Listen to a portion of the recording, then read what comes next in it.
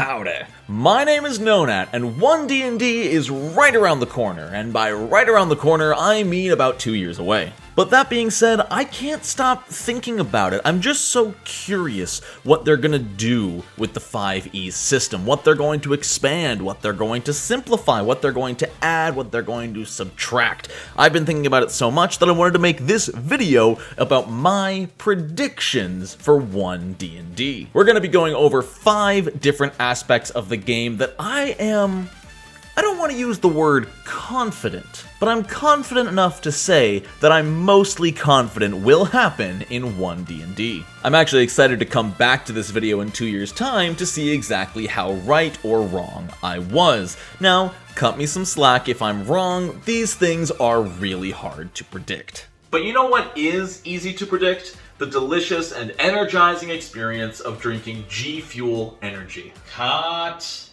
What? What is it? You're not giving it enough oomph. Can't you be more energetic? I'm just being natural. Yeah, but we think it's best that you move around a bit more. Keep the kids interested.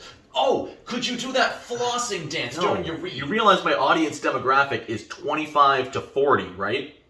Let me talk to corporate. Can you at least wear the costume for now? Okay. But only because I like the costume.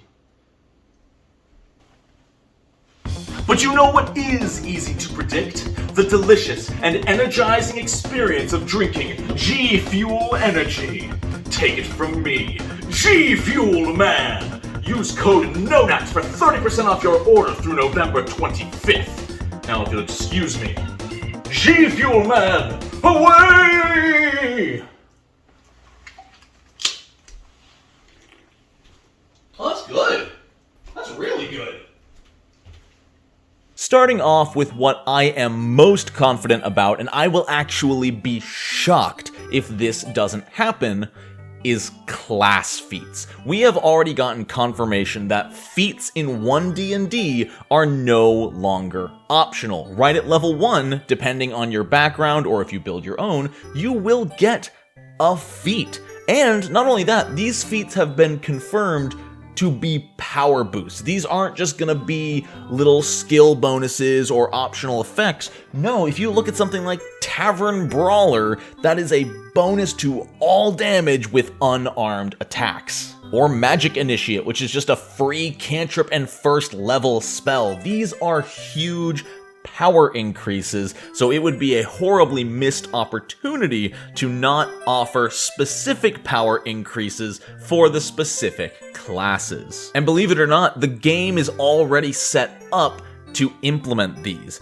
At levels 4, 8, 12, etc., you already get your ASIs. Now in base 5e, you can optionally take a feat instead. I believe that in OneD&D, there will be no optionally. You will get your ASI, and then you will get to take a feat. Notice the difference between these feats. In 5th edition, if you took a feat, you would typically get +1 to an ability score, and then an effect.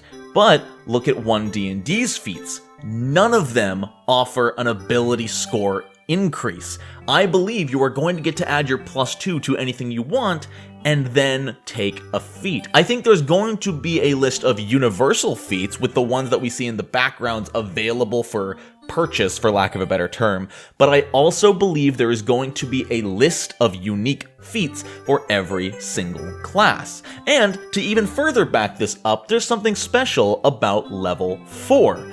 Right before that, character level 3, every class has their subclass at this point. Everyone always says D&D doesn't start until level 3. So everyone just finished getting their subclass, everyone's finally a character. So at level 4, it would make a ton of sense, alongside your ability score increase, to get your class feat. They are pushing OneD&D to be more customizable than 5th edition. Class feats would be a perfect way to do that, and with it being right after level 3 where you get your subclass, I think they'll go one step further and add a few subclass specific class feats. Now, I don't think these are going to be super complicated or over-the-top feats, but take the fighter Battle Master, for instance. Maybe there'll be 2 Battle Master feats at level 4. One gives you an extra superiority die, and the other one gives you +1 to attack rolls involving your superiority die, or add 1 to your superiority die when you use it in a maneuver.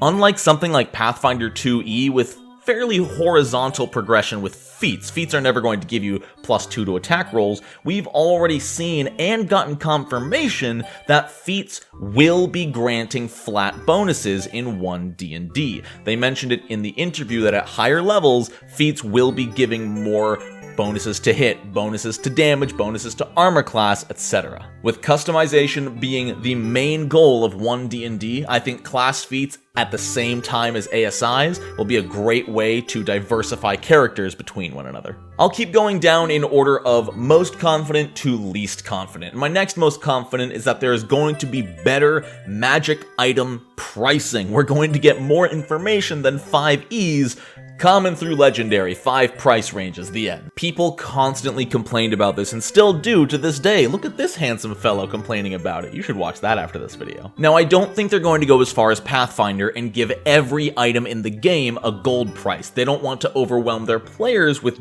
pages on pages of material like that. But what I think they're going to do is take just a small chapter out of the core rulebook or maybe the Dungeon Master's Guide and give us 10 to 20 pages of examples. Enough examples that we can extrapolate prices going forward. How much does a +1 weapon cost? How much does Flame Tongue cost? How much is an immovable rod, an instant fortress, things like that? Once we have 20 pages of example prices, it's a lot easier to come up with your own prices rather than being given these arbitrary rarity amounts and adding a cost to it according to rarity. Giving specific prices to power levels would help so much more than the current rarity system. My next most confident is crafting. This one might be a hot take, but take a minute, back up, and look it over. Everyone knows D&D 5e is not known for its great crafting rules. There's only a little bit in the DMG, and then a little bit more in Xanathar's Guide to Everything, and even then, they were pretty rough. Variable work times, required character levels, all interacting weirdly with rarities and stuff like that. It was awkward. But look at the first playtest we've received for OneD&D. They specifically added the crafter feat. If crafting was not going to at least be a system in OneD&D, why would they put this in front of us in the first playtest? Now, I'll admit, this is my first, tinfoil hat conspiracy, they're out there moment, but I think they did it on purpose. I don't think they would have added a crafting feat to the original backgrounds playtest if they didn't want people to have crafting in the back of their head. I think OneD&D is going to revamp crafting. I think they're going to give it much more concrete costs and times and everything along those lines. That wasn't meant to rhyme. But I do think it's not an accident that the feat was included in this playtest and is a little hint that crafting will get more of a focus in the new system. Next up, I believe that they are going to completely change how weapons work in OneD&D. This may sound strange, but if you look at current 5th edition, there's a lot of issues with the way weapons are designed. If your weapon isn't light and it's not reach, it's just a damage die. The only difference between a longsword and a greatsword, other than the number of hands, is just the damage die. The only difference between a greatsword and a great axe is the damage die. I believe what they're going to do is what I've sort of just self-dubbed simple customization. Rather than have a list of available weapons, there are going to instead be weapon templates that correspond to character class proficiency, like light, one-handed, simple melee weapon deals 1d6 damage. That's your dagger. That's your short sword. That's your club. Light, simple, one-handed melee. And then up through heavy, two-handed martial melee, which will deal a d10 or a d12. That's your great swords, your great axes, your mauls. And they'll just have these templates that, sure, at first glance, it'll look a lot more like it's limiting you because you'll only have, 6 or 8 templates to pick from, maybe more if some of them have ranged, but it'll allow you to creatively customize your character through this simple system. That weapon can be whatever you want it to be. If you've got this cool cultural weapon that has no current stats in the D&D system, well, now you have a template to put it on. What is it? Is it a light one-handed simple? Is it a heavy one-handed martial? Is it two-handed ranged martial?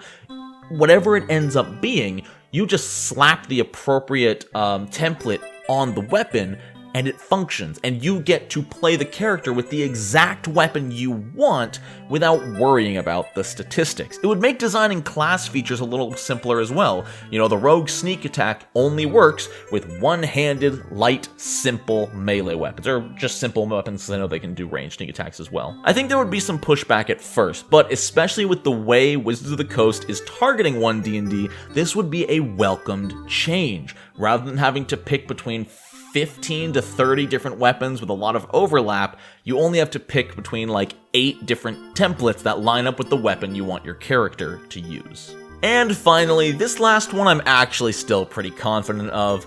I think we're gonna see a new class. Remember, they pushed in the teaser trailer for OneD&D that they are just giving us more. They want to give people more of the same. They're not going to change much. And I think one of the easiest ways to give more is to add an additional core class. Obviously, as a little bonus, I do think Artificer is going to be included in the base core rulebook of OneD&D, since it's basically already written in 5th edition, and this is just more 5th edition, but I think we're going to give a new class to us.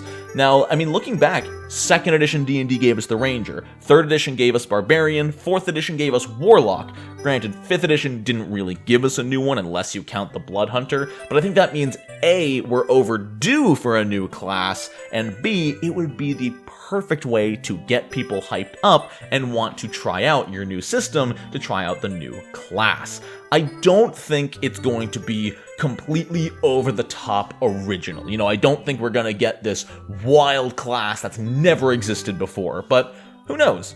I don't think we're going to see a spellcaster, though. I think with the Warlock being the newest class I can think of, I was going to say the Artificer, but that was actually back in AD&D, if you believe it or not.